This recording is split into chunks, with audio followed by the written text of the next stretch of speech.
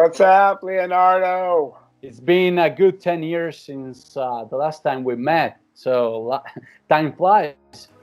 Yeah, time flies when you're having fun and going through COVID, right? Exactly. How are you in these crazy times, man? Well, my family's healthy. I'm healthy. We're doing the best we can to social distance and hang very carefully with certain friends that we know we can trust. Yeah. And my daughter and I actually did a daddy-daughter RV trip with another daddy and daughter. We got our COVID test the day before, so we were totally clean, so we could cohabitate. And it was really fun. Cool. So that was great. So we had a great vacation. And we had done another vacation driving up the coast with my wife.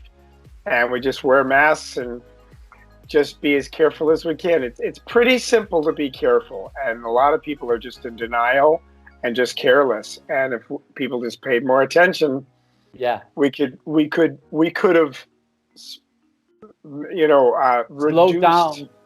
We could have slowed down, and we could have saved many, many lives. And people are very defiant, and also leadership has been irresponsible, in my opinion, as far as stressing the importance and actually creating a mandate that people really need to do this. But anyway, because it's not an opinion; it's science. There's certain things that work, certain things that don't work. We know what works, and if you just pay attention very simply, it's very simple. You wear a mask, you social distance. It certainly can hurt. It can only help. So if you're going to defy it and be rebellious and say, "Oh, it's my decision, I don't want to do it," then the challenge that people don't realize is when you wear a mask, what you're actually doing is keeping most of your germs and most of your potential infections in. Yeah. So that protects others. So my thing is I wear a mask to be of service to others, not just to protect myself. Exactly. And, in Asia, it's been a standard. Every time someone gets a cold, they just put on a mask. It just makes sense, and we just never embrace that. And maybe from this point on, we should.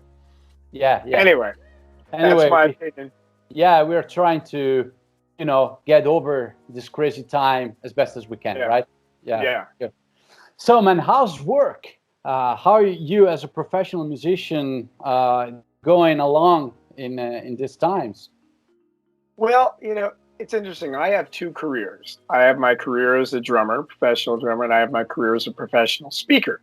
Yeah. So my career as a professional drummer and performing live is essentially, I have not been able to do that, but I've continued doing sessions. I've done a cancer benefit for a friend of mine to raise money and use musicians, my dear friends, making videos. So I've been focusing my energies on what I can control. Now, when it comes to my speaking, what I have been able to do is I've been able to create a complete virtual speech. And first I was very, very reluctant. But, if you look at change, I mean, essentially, anytime anything like this goes on, it's all about how do we manage change? Yeah. You can either embrace it or resist it. If you embrace it, you think of new and unique and creative and even exciting ways of repositioning yourself so you could do what you do. A friend of mine, Michael Lincoln, is a smooth jazz sax player. He does a Sunday night show every Sunday night that he broadcasts to his fans, that he charges a minimal amount, but he gets enough people in. Yeah. And he's built just in his little studio, like in his condo, in one room, he's built this really cool lighting setup with cameras, and even has a camera on a moving grid. And so he is just doing something just inventing something. And that's what I've done with my speeches. My speeches are very interactive. I play drums. I have people clapping along. So what I did is and if I'm not mistaken, you actually done, a keynote speaking to some major brands like Yahoo, IBM, Microsoft, and stuff like that. Oh, my clients are huge. I had 19 speaking gigs postponed or canceled just in the month of March and April. Wow. I've spoken to everybody from Walmart to American Express to Dell to IBM to Microsoft. I mean, I have very, very respectable clients because I've worked very, very hard to create what I call an edutainment speech. I use music as the metaphor, as the comparison, and then relate it back to their business. So I worked very hard to develop the content, and I studied with a speaking coach, an acting coach, a director, a storyteller. And I was very resistant at first. Remember, I talked about change. We either embrace it or we resist it. First, I was resisting because I thought I could never make my really cool, interactive, playing drums live. I could never do that virtually. Then I woke up one day and I said, quit telling yourself a bullshit story about why you can't do it. And then I embraced it full on, and I made one of the most interesting and intriguing and engaging virtual experiences that any other speakers have, because I don't want to be a talking head, because I'm not. So now I'm working virtually, and I'm serving a lot of companies, and they really can use this because most people are working from home. So what I'm doing is I'm inspiring them, I'm entertaining them, I'm even interacting with them. And I found this funny, creative way of doing it to get them to do the interactive clapping, because I made 6 versions of myself all dressed up in different costumes. So they feel like they're at least still clapping with an audience, because there really isn't an audience, and you can't do it in sync because Zoom has a big delay, right? So I do it with a little click track, but actually it's more like I do a clap track so they can hear it too. Anyway, my point is that it's a challenging time. But if you're the one that thinks of a creative and new way of expressing yourself, then you're the one that will break through and still be able to have success and some prosperity in these unique times. And it is a challenging time, no doubt. It's been very challenging for my musician friends that were about to go on big tours, or about small tours, or even just make their living playing in bars, and all of a sudden they can't. So then, you should focus more on teaching, because people can still, education is very important and people love to learn. It's a great time to learn new things. So people can then, if you start to change your focus, in other words, you need to reinvent and think of ways of getting excited about what you can do that are different. So that's been my approach, and that's what I advise people to do. So you've always been ahead of times. I mean, I remember watching your DVD, A Day in the Recording Studio, back in the day, and you were actually talking about creating your own home studio and, trying to gain knowledge and being able to actually produce your drums, being a producer rather than just a drummer. Do you think that's still relevant today in this time than it was 10 years ago? It's more relevant than ever, because I'm doing a lot of sessions. A lot of people want to make music. So a lot of people are doing self-finance projects. So I haven't done one record company project. All the projects I've done are for people that just contact me from all over the world saying, I need drum tracks.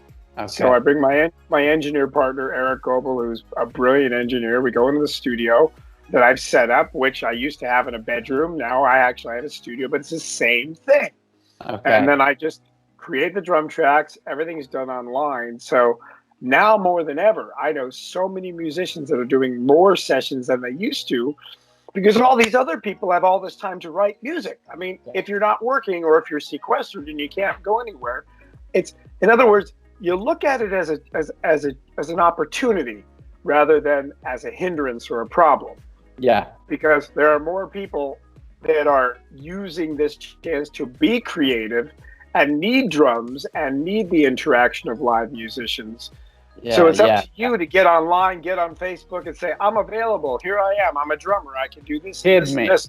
Find any ways of branding and marketing yourself so people know you're available. I mean, I always tell people, you need to let people know you exist. And, there's a saying in America, out of sight, out of mind. I say in sight, in mind. If you just continue to let people know that you're there, you could even be it's better to overdo it than underdo it. Absolutely. And that's what I do as a speaker. We're creating all these incentives, and we've contacted 1,000 of these associations and offering them incentives for a 15-minute version of my speech at a reduced fee that they can then apply that money toward a live speech if they want to do it next year. I mean, you create incentives for people. You do one track for free. Say, I'll do a track for free. If you like it, I'll do your whole record, and you give them a deal. and it's your time. So my point is that, or even teaching.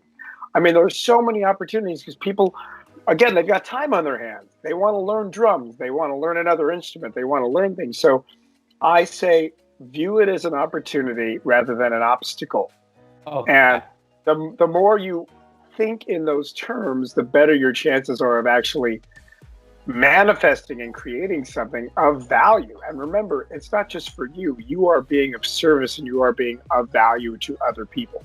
So my thing is, I always think everything that I do is a life of service.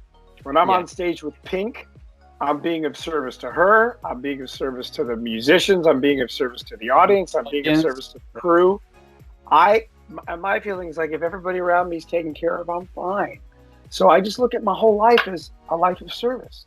Wow. And if you look at your life as a life of service, and you look at that as an opportunity to serve others, then all of a sudden you're opening up this entire world of opportunity and possibility. Do you want to see possibility, or do you want to see limitation? And that really is a decision you can make every single day. Yeah. And when I try to meditate every day, sometimes with my daughter, all the crazy schedules. Yeah. But in my meditations, it's interesting. Since my mind is way too active to shut up, so I don't meditate to have a quiet mind. I get all these ideas and inspirations when I meditate because I allow myself just to sit. And that's when I think of, oh, I could do this and this and this. Give yourself the quiet time to just sit and think and allow your mind to just sort of expand and create opportunities. Yeah, literally, my speaking career, I created something out of nothing. When you're writing music, when you're performing, you're essentially creating something out of nothing. So you could do that with anything. Yeah. Sure. And it's amazing. And I don't know what your possibilities are, whoever's listening to this, but we all have unique possibilities and opportunities that are sort of laying in the ether, so to speak, that are untapped. And we just need to tap into those possibilities, and all of a sudden we'll go, wait a minute. You get those aha moments. So allow yourself the freedom to sit quiet and get those aha moments, and then work your ass off to do whatever you can do to market and brand yourself to the planet.